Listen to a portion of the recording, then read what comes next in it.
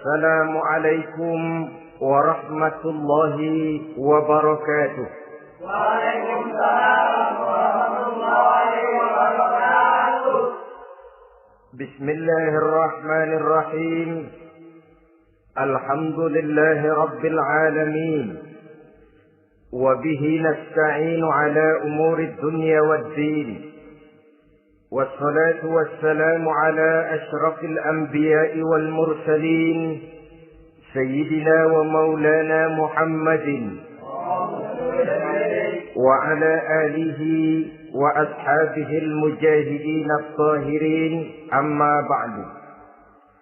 Saudara-saudara kaum muslimin rahimakumullah. Di dalam surah Al-Ankabut ayat 2, Allah Subhanahu wa ta'ala memberikan peringatan. Ahasiban nasu ayyutraku ayyaqulu amanna wa hum la yuftanun. Adakah manusia menyangka bahwa mereka akan dibiarkan saja mengucapkan amanna, dibiarkan saja mengatakan kami beriman kepada Allah, wa hum la yuftanun, padahal mereka belum diuji lebih dahulu. Ini berarti apabila seseorang sudah berani mengatakan amanna, kami beriman kepada Allah, maka hendaklah ia bersiap-siap untuk menghadapi ujian. Setelah ujian datang, barulah akan nampak nyata kadar dan kualitas keimanan yang dimiliki oleh seseorang. Timbul pertanyaan, mengapa orang yang beriman yang justru diuji oleh Allah Subhanahu wa ta'ala? Logikanya tentu ringan saja, bahwa yang mengikuti ulangan di sekolah tentu adalah anak-anak sekolah. Kalau tidak sekolah, tentu saja tidak perlu ikut ulangan. Makin tinggi kelasnya, makin berat soal ulangan yang diberikan kepadanya. Demikianlah dalam kehidupan beragama. Justru yang beriman, yang mendapat ujian dari Allah Subhanahu wa ta'ala, semakin tinggi nilai kualitas keimanannya, akan semakin berat ujian dan cobaan yang diberikan kepadanya. Nabi kita Muhammad sallallahu alaihi wasallam pernah pula memperingatkan. Beliau bersabda, "Inna ashaddal bala'i al-anbiya, thumma al-awliya, thumma al-ulama, thumma al-amsal fal-amsal, ubtuliyan nasu ala hasabi dinih." Sesungguhnya ujian yang paling berat adalah yang telah diberikan Allah kepada para nabi-nabi. Di bawah itu adalah para aulia, kemudian para ulama, bertahap ke bawah dan ke bawah, diuji setiap orang menurut keteguhan dan kekuatannya berpegang kepada agamanya. Jadi semakin teguh kita berpegang kepada ajaran agama, semakin dekat kita dengan aturan-aturan agama, semakin berat ujian dan cobaan yang datang menimpa kehidupan ini. Maka persoalan inilah yang akan kita bicarakan pada pertemuan kali ini, tentang cobaan-cobaan yang datang menimpa kehidupan kita. Pokok persoalannya adalah surah Al-Baqarah ayat 155. Allah Subhanahu wa ta'ala menjelaskan jenis-jenis ujian yang diberikan kepada kita orang-orang yang beriman. Dalam Al-Baqarah 155 itu Allah Subhanahu wa ta'ala menjelaskan, وَلَنَبْلُوَنَّكُمْ بِشَيْءٍ مِنَ الْخَوْفِ وَالْجُوعِ وَنَقْصٍ مِنَ الْأَمْوَالِ وَالْأَنْفُسِ وَالثَّمَرَاتِ وَبَشِّرِ الصَّابِرِينَ الَّذِينَ إِذَا أَصَابَتْهُمْ مُصِيبَةٌ قَالُوا إِنَّا لِلَّهِ وَإِنَّا إِلَيْهِ رَاجِعُونَ. وَلَنَبْلُوَنَّكُمْ بِشَيْءٍ مِنَ الْخَوْفِ, dan tentu dan pasti kata Allah, kami akan menguji kamu sekalian, kami akan mencoba kamu sekalian dengan sebagian kecil dari rasa takut. Wal ju', rasa lapar, wa naqsim minal amwal wal anfusi was samarat, kekurangan harta, jiwa dan buah-buahan. Ada 5 macam jenis ujian yang dijelaskan di dalam Al-Baqarah 155 ini. Yang pertama, walanabluwannakum bisyai'in minal khawf. Kami uji, kami coba kamu dengan sebagian kecil daripada rasa takut. Setiap manusia terlahir dengan membawa 2 sifat. Yang kontroversi akan disebut apa seseorang bergantung kepada sifat mana yang lebih menonjol di dalam dirinya. Tiap orang punya rasa berani, tiap orang punya rasa takut. Kalau beraninya lebih besar daripada takutnya, ia dinamakan pemberani. Tapi kalau takutnya yang lebih besar daripada beraninya, ia dinamakan penakut. Tapi yang jelas, 2 sifat kontroversial ini memang ada dalam diri manusia. Akan diuji kamu sekalian dengan sebagian kecil daripada rasa takut. Takut yang kadang-kadang tidak beralasan. Yang kaya takut jatuh miskin, yang punya jabatan takut kehilangan kedudukan dan pengaruhnya, dan pada akhirnya yang hidup pun menjadi takut mati. Sesuatu yang sungguh tidak beralasan dan menimbulkan kegelisahan di dalam kehidupan.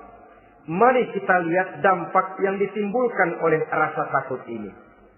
Ada orang kaya yang takut jatuh miskin. Akibat rasa takutnya ini, pertama, ia menumpuk-numpuk harta sebisa-bisanya dengan menghalalkan segala macam cara.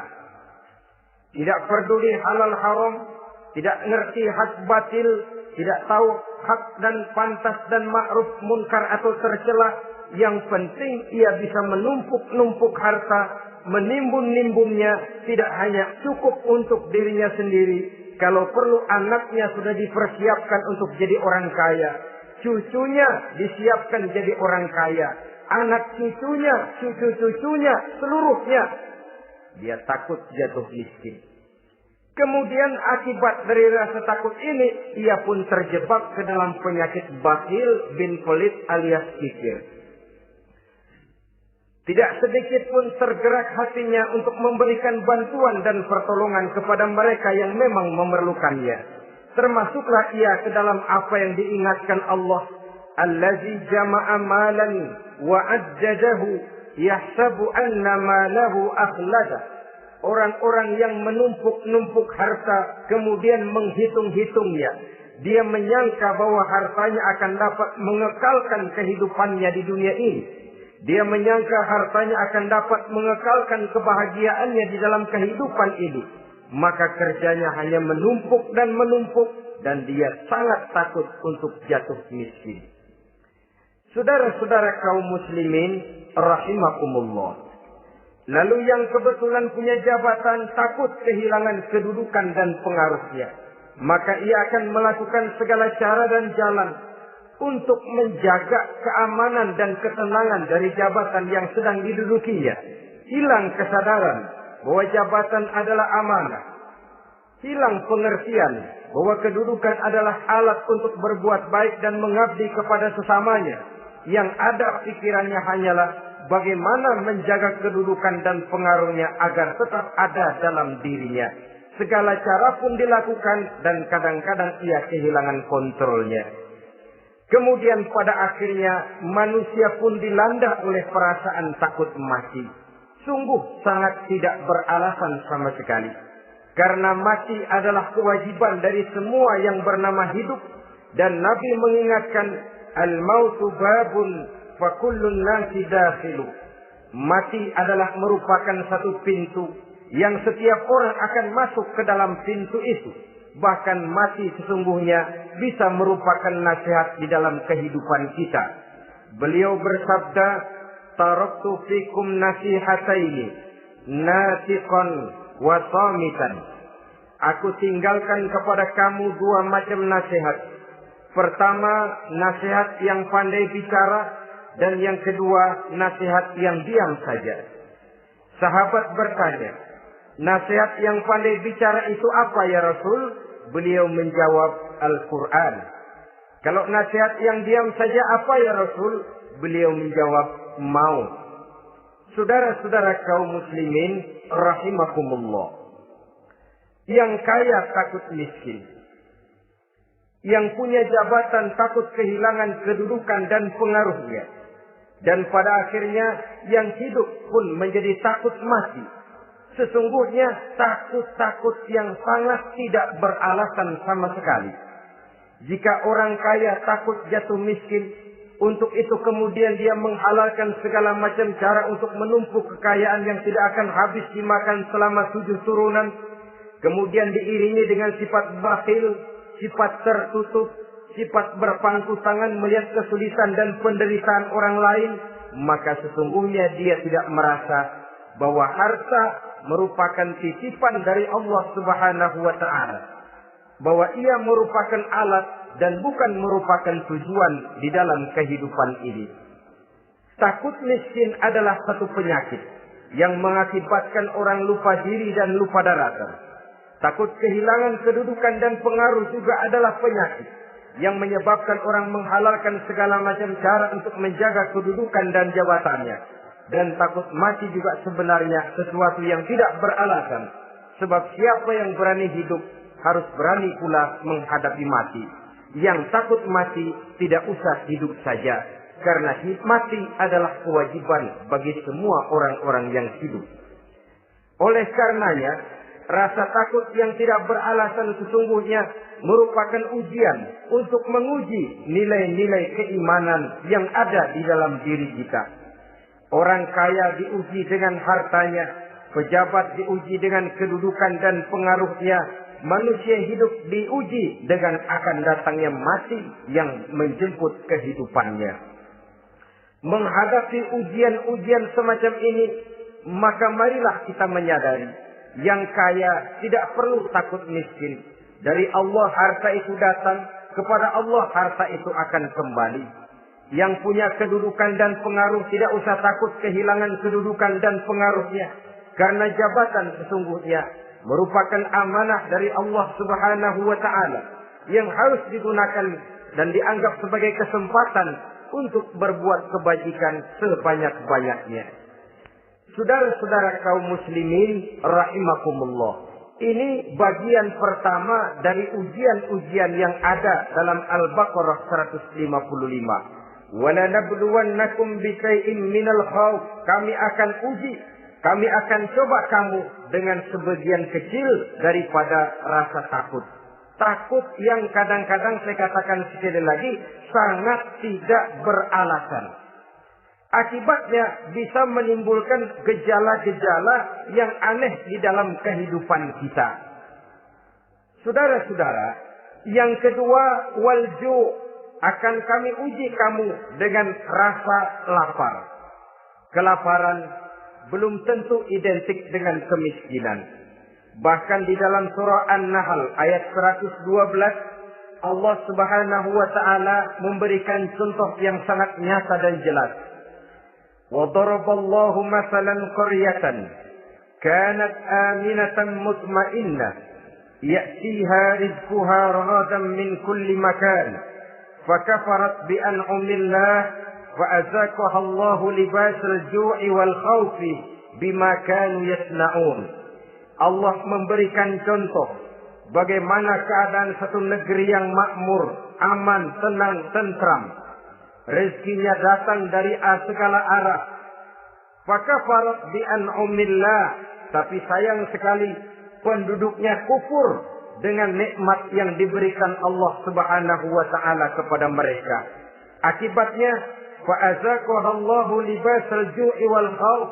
Allah timpakan kepada mereka kelaparan dan ketakutan bima kanu yasnaun, sebagai akibat dari apa yang telah mereka lakukan. Marilah kita melihat contoh dalam Al-Quran ini untuk mengadakan introspeksi di dalam diri dan kehidupan kita masing-masing. Adalah satu keberuntungan bahwa kita sebagai manusia dijadikan Allah sebagai khalifahnya di permukaan bumi ini, yang ditugaskan untuk membudidayakan alam, mengelola dan mengambil manfaatnya bagi sebesar-besar manfaat di dalam kehidupan kita. Dijadikannya bumi untuk tempat tinggal kita sebagai hamparan di mana segala fasilitas dan kebutuhan hidup kita tersedia. Tinggal lagi kita pandai-pandai mengelolanya. Apalagi buat kita Muslim yang tinggal di persada Nusantara tercinta Indonesia ini. Satu negara yang orang katakan untayan jamrut katulistiwa, yang hijau ranau subur makmur, melahirkan slogan dengan kata gemah rifah loh jenawi, toto tentrem kertora harjo. Negara yang demikian subur, negara yang demikian indah, negara yang demikian hijau ranau ini, apabila kita terkena fakafarat bi an'umillah, kufur kepada nikmat yang diberikan oleh Allah kepada kita, dia tidak akan mendatangkan ketenangan, dia tidak akan mendatangkan kesejahteraan, bahkan akan sangat boleh jadi akan menimbulkan kekacauan, ketidaktenangan, dan kelaparan di tengah negara yang subur makmur. Inilah yang sangat menyedihkan.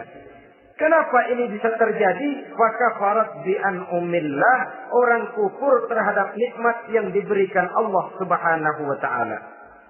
Diberikan negara yang subur, makmur, indah, hijau ranau, tapi dikelola dengan cara yang brutal dan membabi buta. Menguras sumber daya alam melampaui sebagaimana yang seharusnya, sehingga memperkosa keadaan alam itu sendiri. Hutan dan belukar yang ditebangi secara liar dan sembarangan akan melahirkan gurun-gurun pasir yang gersang dan tandus. Sehingga dengan demikian maka akan mengakibatkan malapetaka bagi kehidupan manusia itu sendiri. Begitu juga percobaan-percobaan ilmu pengetahuan yang mengundang dan mengandung reaktor-reaktor nuklir akan memberikan luka kepada alam itu sendiri, yang mengakibatkan akan kembali kerugian kepada makhluk bernama manusia. Saudara-saudara kaum muslimin rahimakumullah. Jadi dengan demikian, di dalam satu negara yang subur, hijau, ranau dan makmur, bisa saja terjadi kelaparan apabila kita ingkar, tidak mau bersyukur terhadap nikmat yang diberikan Allah kepada kita.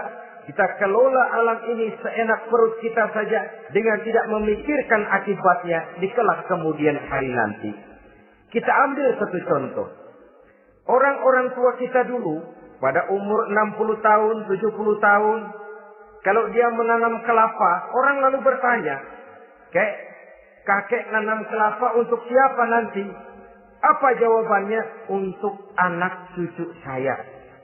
Umur 60 tahun atau umur 70 tahun, ia masih menanam pohon kelapa. Untuk apa katanya? Untuk anak cucu saya di belakang kemudian hari nanti. Orang yang bisa menanamkan sesuatu untuk generasi yang akan datang, itulah orang tua yang bijaksana. Tapi orang yang menanam sesuatu hanya untuk kepentingan dirinya sendiri saja, maka itulah orang yang hanya mementingkan diri sendiri atau orang egois. Tapi lebih celaka lagi, orang yang mau melakukan sesuatu yang akan meninggalkan akibat bagi generasi yang akan datang, akibat yang tidak baik, itulah orang yang aniaya, orang yang zalim di dalam kehidupan kita. Bumi, tempat di mana kita manusia tinggal, bukan satu wujud yang tanpa batas.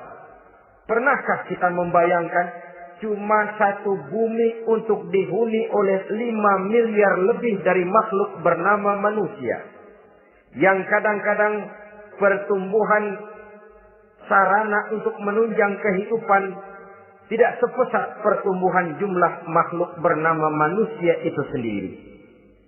Oleh karena itu kita dituntut untuk pandai-pandai mengelola, membudidayakan alam ini dengan tetap menjaga keseimbangannya, sehingga bahaya kelaparan yang merupakan ujian di dalam kehidupan, insya Allah tidak akan kita temukan di dalam kehidupan kita.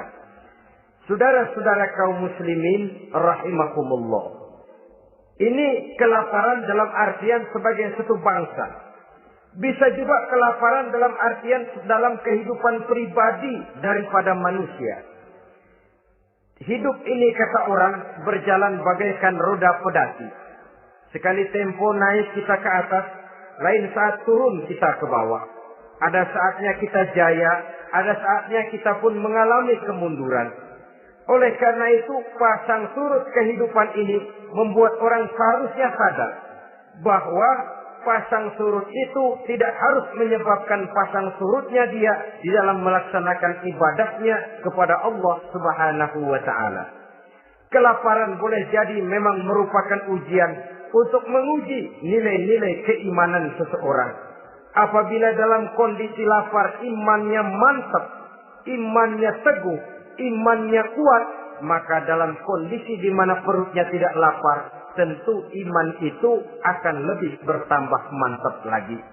Kalau orang perutnya kenyang, kalau orang perutnya berisi penuh, lalu imannya stabil, kemudian pada saat kelaparan imannya pun mengalami penurunan, maka di situ nyata, di saat dia diuji dengan kelaparan, kualitas imannya ikut menyurut, mundur ke belakang, dan mengalami proses degradasi, proses peluncuran dan penurunan. Oleh karenanya, marilah kita menyadari Allah Subhanahu wa Ta'ala senantiasa memberikan yang terbaik kepada kita bersama. Kelaparan, apabila kita terima dengan sikap lapang dada, tidak akan menyebabkan kita menjadi berbuat nekat. Tetapi kita tetap dalam kontrol, tetap dalam keadaan yang stabil, tidak keluar dengan melakukan perbuatan-perbuatan yang negatif. Bagaimanapun kita ingin membela dan mempertahankan kelangsungan hidup, betapa dan bagaimanapun kita ingin menjaga kelangsungan perut, namun kita tetap tidak keluar dari norma-norma dan kaedah-kaedah yang telah ditentukan di dalam kehidupan beragama. Inilah cobaan yang kedua yang ada dijelaskan dalam Al-Baqarah ayat 155 tadi berupa kelaparan. Yang ketiga, wa naqsin minal amwal, kekurangan harta alias kemiskinan. Kemiskinan, saudara-saudara, merupakan ujian dari Allah Subhanahu wa Ta'ala untuk menguji sejauh mana kekuatan iman yang kita miliki di dalam kehidupan. Tetapi sesungguhnya bukan hanya kemiskinan, kekayaan pun pada hakikatnya juga merupakan ujian. Namun umumnya manusia akan lebih merasa diuji jikalau dia miskin daripada diuji jikalau dia menjadi orang yang kaya.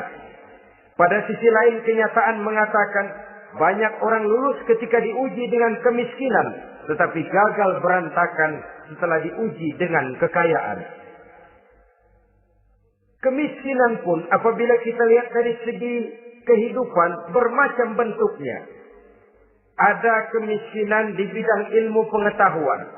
Karena kemiskinan dan kebodohan memang merupakan dua saudara yang seakan-akan sekandung. Yang satu bisa menimbulkan yang lain, tapi paling celaka kalau keduanya sudah berjalan beriringan. Maksud saya, kemiskinan bisa menimbulkan kebodohan, kebodohan bisa menimbulkan kemiskinan, tapi yang paling celaka sudahlah miskin, bodoh pula. Miskin ilmu. Yang kedua, miskin akhlak. Ini lebih parah lagi daripada miskin ilmu. Kalau miskin ilmu orang sekedar goblok bin bodoh alias tolol, maka miskin akhlak ini menyebabkan orang kurang ajar, tidak punya budi pekerti. Sehingga dengan demikian miskin akhlak sesungguhnya lebih bahaya daripada miskin ilmu. Adapun miskin yang kita kenal pada umumnya dan juga yang dimaksud dalam ayat ini adalah miskin harta. Imam Ali karramallahu wajhah pernah memberikan peringatan. Kadal faqru ayyakuna kufra. Boleh jadi kemiskinan mendekatkan orang kepada kekufuran. Dengan kata lain, biasanya kemiskinan bisa membuat orang nekat. Kalau sudah nekat, maka bukan cuma harga diri yang terjual, bukan cuma keluarga yang terjual, bukan cuma nilai-nilai materi yang dimilikinya yang terjual, bahkan iman dan keyakinannya, akidah dan pandangan hidupnya pun tidak akan segan-segan digadaikannya, dijualnya untuk mengatasi kelaparan dan kemiskinan itu tadi. Padahal selalu diingatkan pandangan dan keyakinan iman sesungguhnya merupakan insan paling mahal, sesungguhnya merupakan mutiara paling berharga di dalam kehidupan kita. Maka kemiskinan memang merupakan ujian. Banyak orang yang kebal berhadapan dengan segala macam cobaan, tapi pada saat diuji dengan kemiskinan, ia tidak tahan diri, ia tidak sanggup menjaga dan mempertahankan akidahnya, maka akidah yang cuma satu-satunya pun ikut terjual juga adanya. Saudara-saudara kaum muslimin rahimakumullah, mari kita menelusuri bahwa sesungguhnya Nabi menyatakan, ajaban li amril muslim, inna amrahu kullahu lahu khair. Aneh kata Nabi, aku heran kata Nabi, urusan orang Islam ini sesungguhnya semuanya baik. Baik bagaimana? Kalau dia kaya, dia bersyukur, dan itu baik. Kalau dia miskin, dia bersabar, itu juga baik. Jadi kaya bagi orang Islam baik, miskin bagi orang Islam juga baik. Kalau dia kaya, dia kan bisa berkata, alhamdulillah saya kaya, mudah-mudahan harta ini bisa menunjang ibadah saya kepada Allah Subhanahu wa taala. Baik. Kalau dia miskin, dia juga berkata, alhamdulillah saya miskin, mudah-mudahan di akhirat nanti pemeriksaannya tidak lama-lama seperti orang kaya. Ya kalau melarat yang mau diperiksa apaan? Memang nggak punya apa-apa. Yang kaya boleh jadi pemeriksaannya rendah seret, banyak ikutannya. Saudara-saudara kaum muslimin, dua persoalan ini baik kalau kita tidak salah terima. Mana yang lebih baik? Tentu yang lebih baik menjadi orang kaya yang bersyukur. Dan itu memang wajar. Kaya, syukur. Miskin, sabar. Yang luar biasa kalau mau tahu, miskin, syukur. Kalau kaya, syukur memang mestinya. Miskin, sabar. Ya mestinya lah, miskin kagak sabar mau kemana? Tapi yang luar biasa sesungguhnya, miskin, syukur. Syukur bagaimana? Ya seperti saya katakan tadi. Alhamdulillah, mudah-mudahan di akhirat nanti pemeriksaannya tidak lama seperti orang yang kaya. Sehingga kata Nabi, setiap persoalan yang dihadapi umat Islam baik bagi dia. Miskin baik, kaya baik, asal orang tidak salah terima. Tapi sebaliknya, kalau salah terima, kaya lupa diri, miskin lupa daratan. Pada posisi di mana dia sebenarnya tidak bisa menerima kenyataan dengan baik, akhirnya kehilangan kontrol. Saudara-saudara kaum muslimin rahimakumullah. Karena itu pada pertemuan kali ini saya ingin mengajak kita bersama. Marilah kita menyadari betapapun kemiskinan yang datang menimpa, seluruhnya merupakan ujian yang datang dari Allah untuk menguji nilai-nilai keimanan kita. Jangan iman itu berubah, jangan akidah itu bergoyah, jangan keyakinan dan pandangan hidup itu tertukar dengan keyakinan dan pandangan hidup lainnya. Bahkan dalam kemiskinan, orang biasanya menemukan diri dan kepribadiannya. Dalam kemiskinan, orang bisa berjalan lebih lurus untuk mendekati Allah Subhanahu wa taala. Sesungguhnya kemiskinan bukan merupakan sesuatu yang harus kita takuti. Apalagi kalau ia memang merupakan ujian. Kemiskinan yang merupakan ujian adalah kemiskinan yang akan berakhir dengan kebaikan. Saudara-saudara kaum muslimin, tapi jangan lupa membicarakan pokok persoalannya. Ini kalau kemiskinan menimpa orang-orang yang beriman, itu yang ujian. Kalau nggak beriman, melarat, bukan ujian, persekot.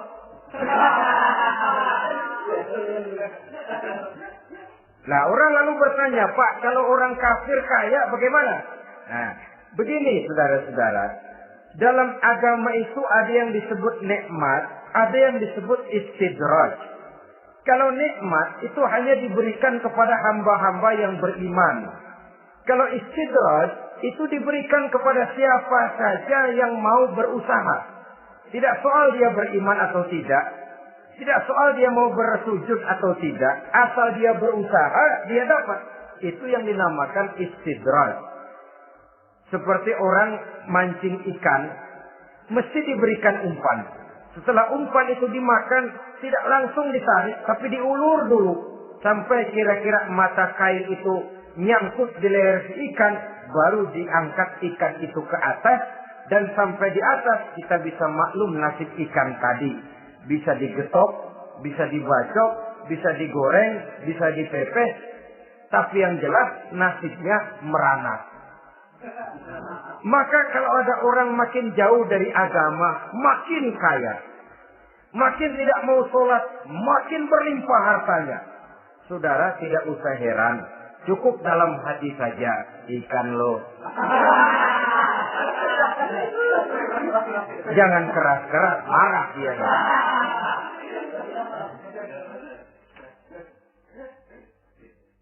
Kemiskinan apabila didasari dengan sikap keimanan merupakan ujian untuk menguji kualitas keimanan seseorang. Bahkan satu hadis menyatakan apabila Allah mencintai seorang hamba, maka diujinya hamba itu karena Allah ingin mendengar liyasma'a tadarru'ahu, ingin mendengar ratapan orang tadi. Sama juga kita, kadang-kadang karena cinta benar kepada anak kita yang mungil, suatu saat kita ingin mendengar dia nangis, kita cubit dia. Bukan karena gemes, bukan karena benci, ingin mendengar nangisnya kok indah begitu. Saudara-saudara kaum muslimin rahimakumullah. Jadi jangan sampai ada pertanyaan, saya kan sembahyang rajin banget, kenapa miskin ya? Apabila sekali lagi didasari dengan sikap keimanan, maka kemiskinan merupakan ujian.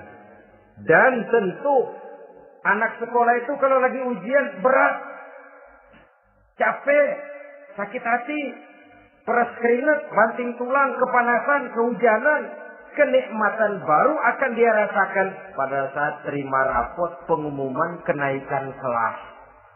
Di situ kenikmatannya terasa. Demikian menghadapi ujian, kita cuma mengeluh. Kenapa ada rasa takut? Kenapa kelaparan? Kenapa kemiskinan? Di balik semua itu, apabila kita sudah merasakan naik kelas, akan terasalah kenikmatannya. Itu ujian yang ketiga. Yang keempat yang diceritakan dalam Al-Baqarah 155, wal anfus ay wa naqsim minal anfus, kekurangan jiwa atau kematian. Saudara-saudara, yang hidup takut mati. Padahal semua makhluk hidup harus berani mati. Bagaimanapun takutnya kita kepada mati, bisakah kita menghindarkan diri dari dia? Bagaimanapun kita tidak ingin bertemu malaikat maut, kemana kita akan lari bila dia datang mengetuk pintu?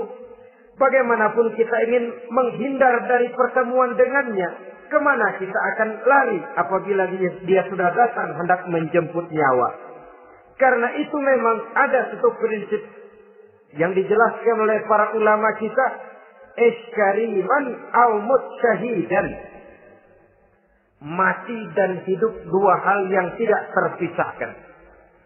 Oleh karenanya, kalau memang hidup, hiduplah secara mulia. Kalau mati, matilah secara syahid. Hidup mulia atau mati syahid.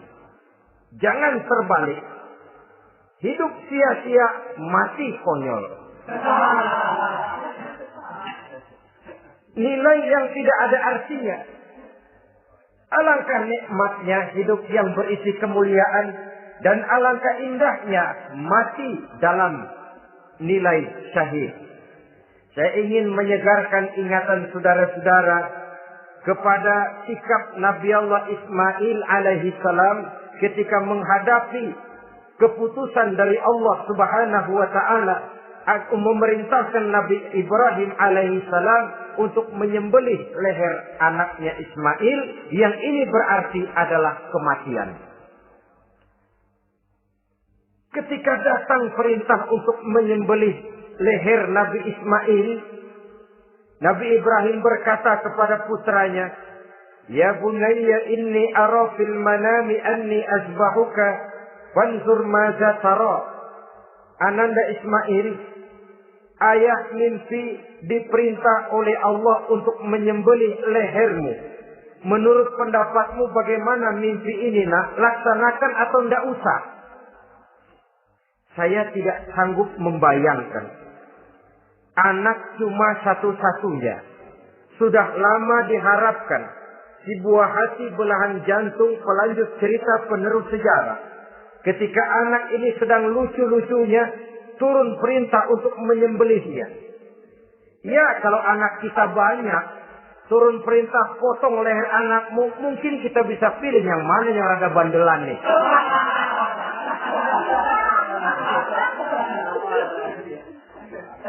Tapi ini anak cuma satu-satunya. Lucu, sudah lama diharapkan. Dan memang itu juga merupakan ujian kepada Nabi Allah Ibrahim. Seolah-olah Allah berkata, "Hai Ibrahim, dahulu sebelum kau punya anak, kau memang cinta kepadaku. Sekarang setelah kau punya anak, masuk rasa cinta anak ke dalam hatimu. Buktikan Ibrahim, mana yang lebih besar, cintamu kepadaku, kata Allah, atau cintamu kepada anakmu. Sembelih leher anakmu." Ternyata kemudian sejarah menyatakan, Nabi Ibrahim cinta kepada Allah, beliau pun cinta kepada putranya. Tapi cintanya kepada Allah lebih besar daripada cintanya kepada putranya. Sehingga ketika turun perintah penyembelihan, itu pun dilaksanakannya, tapi tetap musyawarah dulu. Yakin itu memang perintah Allah, beliau toh mengajak dialog putranya. Ini yang penting dalam kehidupan kita. Dialog. Nah, bapak mimpi diperintah Allah untuk menyembelih lehermu. Menurut pendapatmu bagaimana, nak? Laksanakan atau tidak? Yakin itu perintah Allah, tapi asas musyawarahnya tidak beliau tinggalkan. Walaupun yakin orang tua berbuat untuk kebaikan anak, alangkah baiknya anak diajak bicara. Sehingga dengan hasil pembicaraan ini nanti kita akan mengerti gejala perkembangan dan kemauan dari jiwa si anak tadi.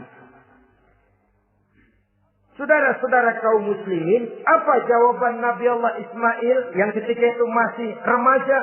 Beliau menjawab, "Ya abatif al-ma tu'mar, satajiduni insyaallahu minas sabirin."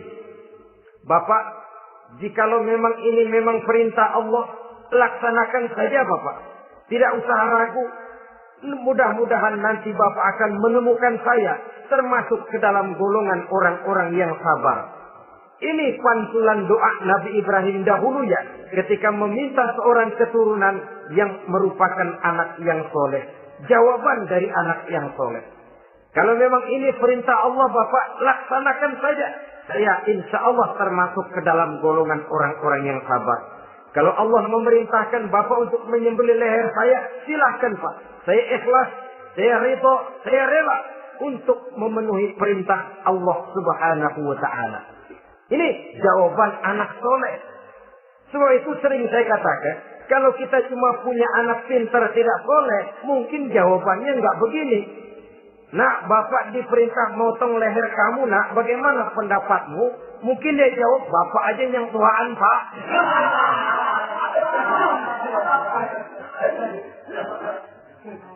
Saudara-saudara kaum muslimin rahimakumullah. Jadi prinsip ini gugur memenuhi panggilan Allah. Hidup mulia atau mati dengan syahid. Dua pilihan yang harus dua-duanya bisa kita laksanakan. Iskariman au mutsyahidan. Kalau hidup, hiduplah dalam kemuliaan. Kalaupun mati, matilah sebagai syahid. Sebagai orang yang dikenal kebaikan dan kebajikannya. Sebagai orang yang dekat dan banyak berbuat untuk kepentingan agamanya. Jangan tidak tercapai kedua-duanya. Hidup tidak punya nilai, mati pun tidak punya arti. Sia-sia semuanya. Kita masih hidup, orang anggap nggak ada. Dalam istilah tauhid disebut wujuduhu ka'adamihi. Adanya sama dengan tidak adanya. Dia sih ada apa nggak ada, sama gitu-gitu juga. Alangkah ruginya kalau ada kita dianggap sama dengan tidak ada. Apalagi kalau kita sudah tidak ada, ya tidak ada beneran. Iskariman au mutsyahidan. Hiduplah mulia atau matilah sebagai syahid. Saudara-saudara kaum muslimin rahimakumullah. Mati sesungguhnya juga merupakan ujian. Untuk menguji sejauh mana persiapan yang sudah kita lakukan di dalam kehidupan ini untuk menyambut. Dan tidak cuma sekedar untuk menyambut, tapi juga untuk mengarungi kehidupan sesudah kematian itu sendiri. Sebab kematian bukan akhir dari segalanya. Kematian cuma satu pintu di mana kita akan masuk dan akan berjalan kembali menelusuri fase-fase kehidupan yang telah ditentukan oleh Allah Subhanahu wa taala. Saudara-saudara kaum muslimin rahimakumullah. Pembicaraan tentang kematian ini pun bisa kita evaluasi. Ada yang takut mati usahanya, ada yang takut mati karirnya, ada yang takut mati rezekinya, ada yang takut mati batinnya, ada yang takut mati jasmaninya, dan lain sebagainya. Seluruh ketakutan kepada kematian itu memang merupakan hal yang wajar. Ada yang takut mati usahanya, ada yang takut mati karirnya, ada yang takut mati rezekinya.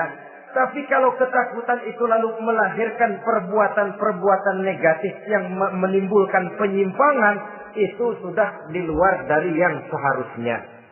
Kematian merupakan ujian. Menghadapi segala macam ujian termasuk kematian ini akan kita bicarakan pada bagian penutup nanti.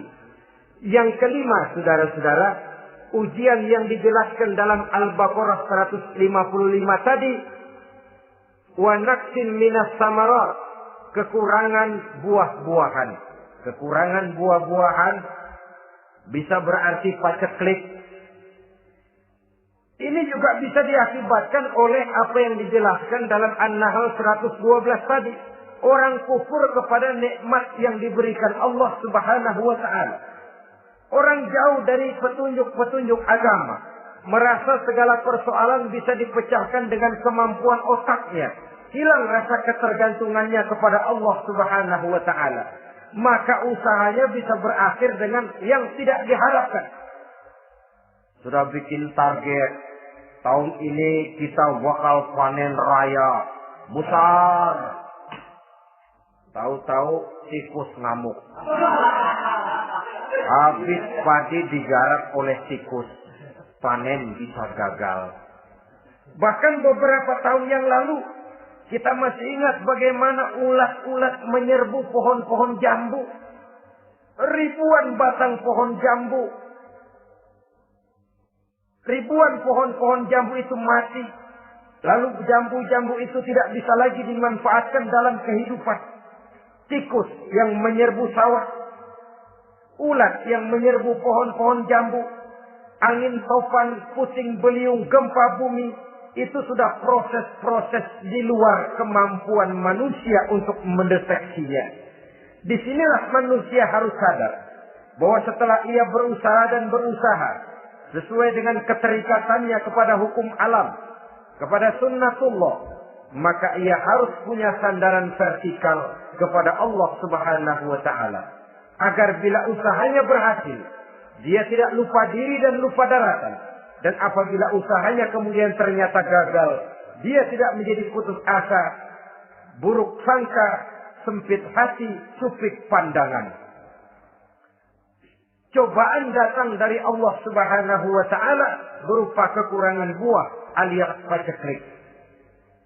Saudara-saudara, menghadapi cobaan dan ujian yang saya katakan tadi, 5 macam ini, Apa konsepnya? Apa jalan keluarnya? Ayat selanjutnya dalam kalimat tadi menjelaskan wabasyiris sabirin, menghadapi ujian-ujian dalam hidup, baik rasa takut, kelaparan, kemiskinan, kematian, kekurangan harta, kekurangan buah-buahan. Wabasyiris sabirin, gembirakan orang-orang yang sabar. Menghadapi segala macam ujian tadi, gembirakan orang-orang yang sabar. Siapa orang yang sabar itu? Alladzina iza asabathum musibatun qalu inna lillahi wa inna ilaihi raji'un. Yaitu orang-orang yang apabila menghadapi ujian, ditimpa musibah, mereka berkata, sesungguhnya kami berasal dari Allah dan sesungguhnya kepada Allah pula kami akan kembali. Bukan cuma sekedar ucapannya, tapi penghayatannya kepada filsafat yang terkandung di dalam kalimat itu tadi. Maka jadilah dia semacam lipstik. Jadilah dia semacam dekorasi. Apabila kita berjanji dan dalam hati kita sudah ada kemungkinan besar kita tidak akan datang, kita tetap menggunakan kata-kata insya Allah. Padahal yang jelas tidak akan mau datang adalah kita. Kita sandarkan dan kita kembalikan itu kepada Allah.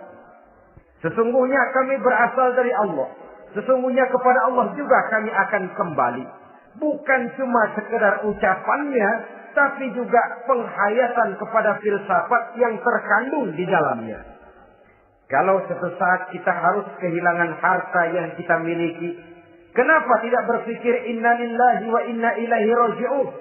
Bahwa dulu pun ketika lahir ke dunia ini, tidak ada harta yang saya bawa. Kalau sekarang harta itu hilang, inna lillahi wa inna ilaihi raji'un. Itu yang saya maksud.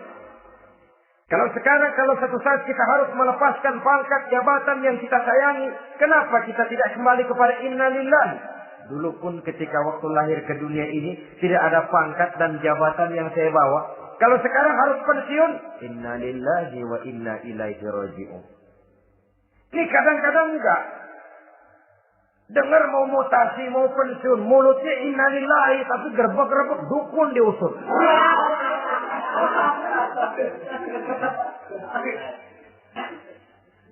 Keluarganya meninggal, mulutnya inna lillahi, tapi nangisnya tetap enggak mau berhenti.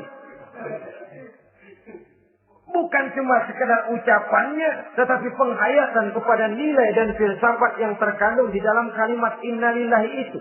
Sesungguhnya segalanya saja berasal dari Allah. Segalanya saja akan kembali kepada Allah Subhanahu wa ta'ala. Kalau ini yang kita jadikan landasan, maka sesungguhnya menghadapi berbagai ujian ini, kita tidak akan salah tingkah. Tidak akan salah tingkah, tidak akan salah sikap. Kalau sudah ini dasar dan fondasi yang menjadi landasan tempat di mana seluruh cobaan datang bertumpu, segalanya datang dari Allah, segalanya akan kembali kepada Allah, maka betapapun bertumpu ujian datang menimpa, rasanya tidak akan lagi membuat kita goyah, karena fondasi tempat kita berdiri sudah demikian kokoh dan kuatnya. Dan fondasi itu inna lillahi wa inna ilaihi raji'un. Segalanya datang dari Allah. Segalanya akan kembali kepada Allah Subhanahu wa ta'ala. Keyakinan ini memberikan kelapangan jiwa. Dari kelapangan jiwa, maka akan tertuang ketenangan dan ketentraman. Jauh dari stres, jauh dari darah tinggi, jauh dari bingung, jauh dari rasa takut. Segalanya sudah kita kembalikan kepada Allah Subhanahu wa ta'ala. Saudara-saudara kaum muslimin rahimakumullah. Oleh karenanya, ini jalan keluar dan inilah orang yang sabar. Yaitu orang yang mengembalikan segala persoalan bahwa segalanya datang dari Allah, segalanya akan kembali kepada Allah. Bukan sabar dalam pengertian kita sehari-hari. Sabar, maaf ya, dalam pengertian kita sehari-hari biasanya orang yang sabar yang gak banyak tingkah. Diam. Gak salah apa-apa, kepala dikelepak. Diam aja. Ente nggak salah apa-apa dikelepak diem ya. Gue lagi sabar, diem loh. Rasanya ini sih, kalau sabar macam ini yang kita punya, boleh jadi kita akan tertindas terus. Sebab itu, pada penghujung surah Al-Asr, Allah menggandengkan antara tawasau bil haq dengan tawasau bis sabr. Kebenaran dan kesabaran, dua hal yang memang tidak boleh terpisahkan satu dengan yang lain. Kalau kita benar, kita harus sabar. Kalau kita mau sabar, harus karena benar. Apabila kebenaran satu prinsip, maka kesabaran adalah satu strategi. Prinsip yang tanpa strategi bisa membuat kita tidak akan mencapai tujuan yang kita harapkan. Artinya, kebenaran tanpa kesabaran membuat kita mudah dipatahkan orang, tapi kesabaran tanpa kebenaran akan membuat kita diinjak terus oleh orang lain. Karena itu, kalau yakin kita benar, harus sabar. Kalau mau bersabar, harus karena benar. Dalam hal ini, sifat sabar yang dicontohkan oleh Rasulullah Sallallahu Alaihi Wasallam sungguh memang merupakan jadi panutan. Sepanjang persoalannya adalah persoalan pribadi. Sepanjang pribadi beliau yang dihina, sepanjang pribadi beliau yang dicaci maki, beliau biasanya bisa mengendalikan diri. Tapi kalau sudah agama masalahnya, maka beliau pun tidak segan-segan mencabut pedang maju ke medan perang. Bukan untuk memaksakan agama dan keyakinan, karena agama dan keyakinan memang tidak bisa dipaksakan. Tapi untuk menjaga, membela dan mempertahankan agama dari hinaan, cemoohan dan caci maki orang lain. Yang kita lakukan sebaliknya. Kalau pribadi kita yang dihina, marahnya 17 langit. Tapi kalau sudah agama dicaci maki orang, agama dihina orang, agama diremehkan orang, biarin dah, masih banyak ustaz. Cuma masalah ustadkah agama itu? Cuma urusan kiaikah agama itu? Tidak. Agama itu urusan setiap pribadi muslim. Ya, dia jadi pengusaha.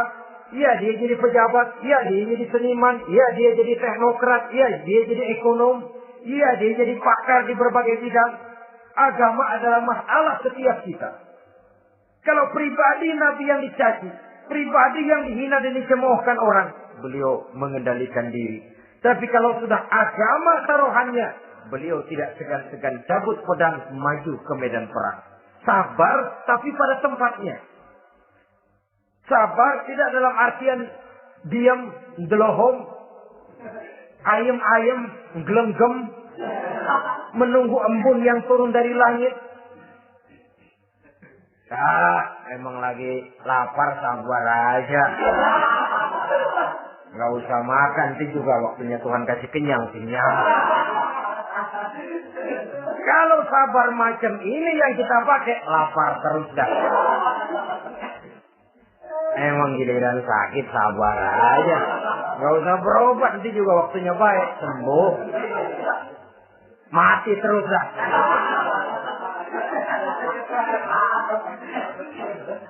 Ya, perkara ada orang sakit tidak berobat sembuh, itu hak Allah.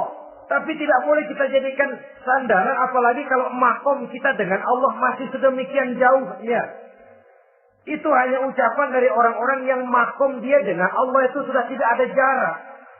Permohonannya dipenuhi, kehendaknya dituruti, sebab dia dengan Allah sudah sedemikian dekatnya.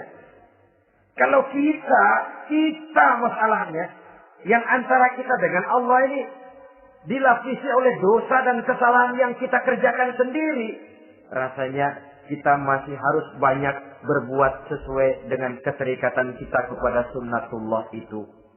Orang yang sabar adalah orang yang sadar kepada hakikat dan filsafat yang terkandung di dalam kalimat inna lillahi wa inna ilaihi raji'un. Segalanya datang dari Allah, segalanya pun akan kembali kepada Allah. Harta yang hilang tidak membuat kita gundah.